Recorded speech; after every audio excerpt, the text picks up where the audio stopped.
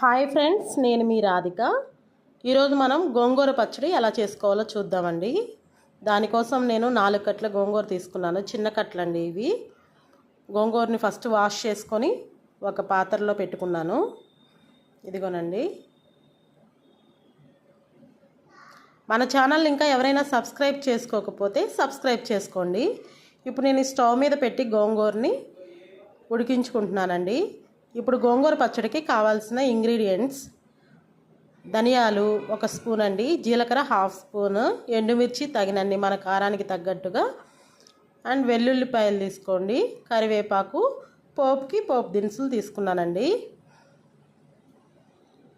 ఇప్పుడు స్టవ్ మీద ప్యాన్ పెట్టుకొని అందులో కొద్దిగా ఆయిల్ వేసుకొని అందులో ధనియాలు జీలకర్ర వేసుకుంటున్నాను.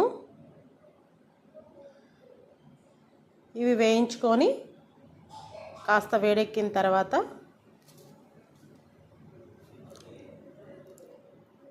ఇవి ఫ్రై అయ్యాయండి. ఇప్పుడు ఇందులోనే ఎండుమిర్చి యాడ్ చేసుకుంటున్నాను.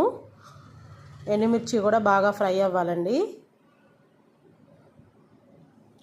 ఫ్రై అయిన తర్వాత ఇందులో కరివేపాకు వేసుకుంటున్నాను. ఇప్పుడు ఇవి బాగా ఫ్రై అయ్యాయండి. ఇప్పుడు స్టవ్ ఆఫ్ చేసుకొని గోంగూర ఉడికిందో లేదో చూసుకుందాం. గోంగూర ఉడికిందండి. ఈ స్టేజ్లో స్టవ్ ఆఫ్ చేసుకోవాలి. గోంగూర అయితే బాగా ఉడికిపోయిందండి.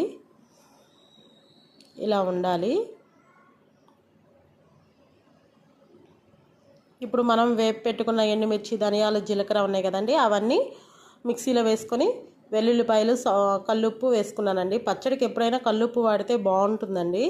ఇదిగోని మిక్సీ పట్టిన తర్వాత ఇలా కోర్స్గా బ్లెండ్ చేసుకున్నాను. ఇలా ఉంది. ఇప్పుడు దీంట్లోకి గోంగూరని యాడ్ చేస్తున్నానండి. గోంగూరని యాడ్ చేసుకొని ఇప్పుడు మిక్సీ పట్టుకుందాం. మిక్సీ పట్టుకుంటే ఇదిగోండి ఇలా వచ్చింది. మరీ మెత్తగా కాకుండా కొంచెం బ్లెండ్ చేసుకోండి. ఈజీగా బ్లెండ్ అయిపోతుంది. గోంగూర వేసిన తర్వాత పేస్ట్లా అయిపోద్దండి. కొంచెం ఒక్క పల్స్ ఇస్తే చాలు. ఇప్పుడు స్టవ్ మీద ప్యాన్ పెట్టుకొని కొద్దిగా ఆయిల్ వేసుకొని అందులో పోపు దినుసులు వేసుకోండి. పోపు అంతా ఫ్రై అయిన తర్వాత అందులో ఎండుమిర్చి వేసుకున్నాను. ఎండుమిర్చి వేసుకొని ఎండుమిర్చి కూడా ఫ్రై అయిన తర్వాత కొద్దిగా కరివేపాకు వేసుకుంటున్నాను.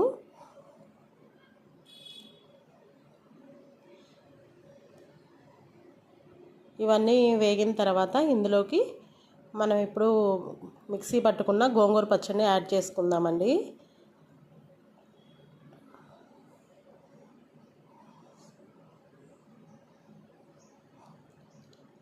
బాగా ఫ్రై అయ్యాయండి. ఇప్పుడు వీటిలోకి గోంగూర పచ్చడి యాడ్ చేసుకుంటున్నాను.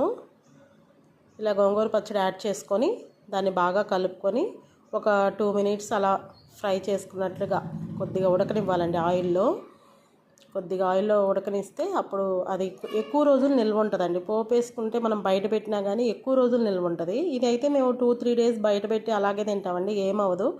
టేస్ట్ అయితే చాలా బాగుంటుందండి. Thank you for watching. Please subscribe my channel.